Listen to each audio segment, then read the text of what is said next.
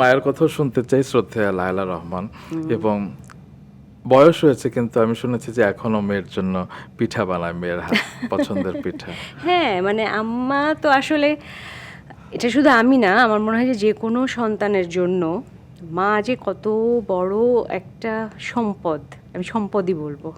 অবশ্যই, ঠিক আছে, তো সবচেয়ে বড় সম্পদ। সব থেকে বড় সম্পদ সেটা সন্তানই জানে আর কি। হ্যাঁ, তো আম্মা এখনো মানে যখন আরও আম্মার বয়স কম ছিল ঠিক তখনও উনি যেভাবে টেক কেয়ার করতেন, করার চেষ্টা করতেন, এখন তো ওনার অনেক বয়স হয়ে গেছে, উনি আগের মতো পারেন না সব কিছু শারীরিকভাবে। এখন ওনার সেই আগের সেই সক্ষমতাটা অনেক কমে গেছে আগের থেকে, কিন্তু এখনও উনি চেষ্টা করে। যেমন আমি এখন, আমার বাচ্চা হয়েছে, আমি হয়তো ওদের পিছনে খাবার নিয়ে আমি দৌড়াচ্ছি, আমার মা আমার পিছনে খাবার নিয়ে দৌড়াচ্ছে, মানে বিষয়টা এরকম আর কি। তো এটা আসলে মনে হয় যে মানে এর থেকে বেশি মানে সম্পদ, এবং চেষ্টা করব যে যতটা দিন আল্লাহ ওনাকে আমাদের মাঝখানে রাখে আর কি, সেটাই আমি চাই যে উনি অনেক দিন সুস্থভাবে আমাদের সাথে থাকুক এবং প্রত্যেকটি মুহূর্ত মায়ের যাতে ভালো কাটে সেজন্য আপনাকে আমি দেখেছি যে সব ধরনের চেষ্টা করতে। কিছুদিন আগে মালদ্বীপ নিয়ে গিয়েছিলেন এবং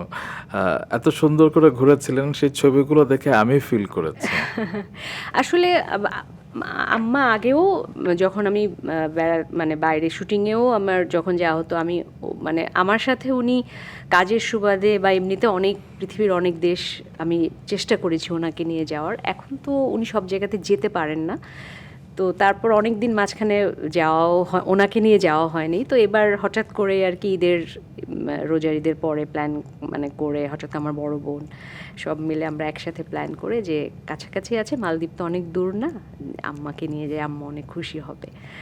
তো যাওয়ার পরে উনি অনেক খুশি হয়েছে। মানে মালদ্বীপ তো অবশ্যই অনেক সুন্দর একটি দেশ, খুব সুন্দর সমুদ্র, পানি, তো সেখানে মানে সব কিছু দেখছে, আর আম্মা বাচ্চাদের মতো একেবারে মানে এই দেখা যাচ্ছে স্নোরকেলিং মানে করছে কেউ, আম্মা সেখানে অনেক অনেক বড় বড় মানে মাছ পানির মধ্যে, সেইটা দেখে যেমন ছোটবেলায় যেমন আমরা খুব উচ্ছ্বসিত হয়ে যেতাম, হ্যাঁ, তখন আম্মা ওগুলা দেখে অনেকে, হ্যাঁ সবাই তো হ্যাঁ বাচ্চাদের হ্যাঁ মতো হ্যাঁ, উনি যেমন এইগুলা দেখে যেমন খুব ভালো লাগছিল, যে এটা মানে ফিল করছিলাম যে না উনি মানে উনি অনেক খুশি হচ্ছে। মানে হয় না যে চেষ্টা করি সব সময় যে পারি সেটা না, তারপর চেষ্টা করি যে কোন কাজটা করলে হয়তো উনি একটু খুশি। আসলে বাবা মা আমাদের জন্য যা করেছেন, আমরা সর্বোচ্চটা করলেও আসলে সেটা হয়তো পূরণ হবে না আর কি।